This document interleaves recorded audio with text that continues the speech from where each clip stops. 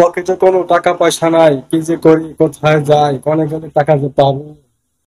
শোনা গো, আমার খুব কষ্ট যে বলো। মালিক, আমার কাছে একটা বুদ্ধি আছে, আপনি যদি এই বুদ্ধি কাজে লাগাইতে পারেন দেখবেন আপনার পকেটে টাকা চলে আসবে। কি বুদ্ধি রে বোতল, তাড়াতাড়ি বল আমাকে, আমার মাথা নষ্ট, আমার অনেক টাকা দরকার।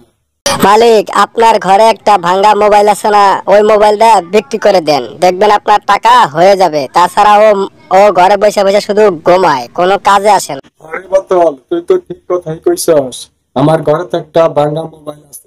মালিক, আমি ভাঙ্গা মোবাইল না, আমি ভালো মোবাইল। মালিক, আপনি বোতলের কথা একদম শুনবেন না, শালা ফাপর বাস একটা। বলেন কি? না কয় মালিক, ও একটা ভাইরাস মোবাইল, ও কোনো কাজে আসে না, ও হুদায় আপনার ঘরে জায়গা দখল করে বসে আছে। জানি না মালিক, আপনি বোতলের কথা শুনবেন না, ও আপনাকে শুধু কুবুদ্ধি দিবে। মালিক, আমি আপনার অনেক উপকার করতে পারবো, অনেক সাহায্য সহযোগিতা করতে পারবো। নিজেই অসল আবার মালিকের উপকার করবে, হাসি পাইলো আমার।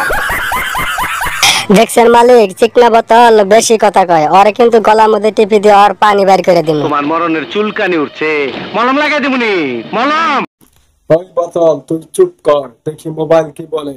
আচ্ছা তুমি বলো, তুমি কিভাবে আমাকে উপকার করতে পারবে? বলো বাবা। মালিক, আপনার বাসায় যখন কারেন্ট থাকবে না তখন আমাকে লাইট হিসেবে ব্যবহার করতে পারবেন। ইহা সত্য, ইহা সত্য, ইহা সত্য। না কয় মালিক, ওর কথা একদম বিশ্বাস করবে না, ও আপনাকে পাম দিচ্ছে, ও কোনো আপনার উপকার করতে পারবে না, ও কোনো উপকারে আসবে না, ও নিজেই অসল, চলতে পারে না। স্যার, ও যা বলছে সব মিথ্যা কথা। মালিক, আপনি তো জানেন যখন আপনার পাশে কেউ ছিল না আমি একমাত্র ছিলাম, আপনি আমাকে অনেক কাজে ব্যবহার করেছেন, আমি আপনার অনেক উপকার করেছি, তাই আপনার কাছ থেকে আমি যেতে চাই না, আপনার কাছে আমি থাকতে চাই।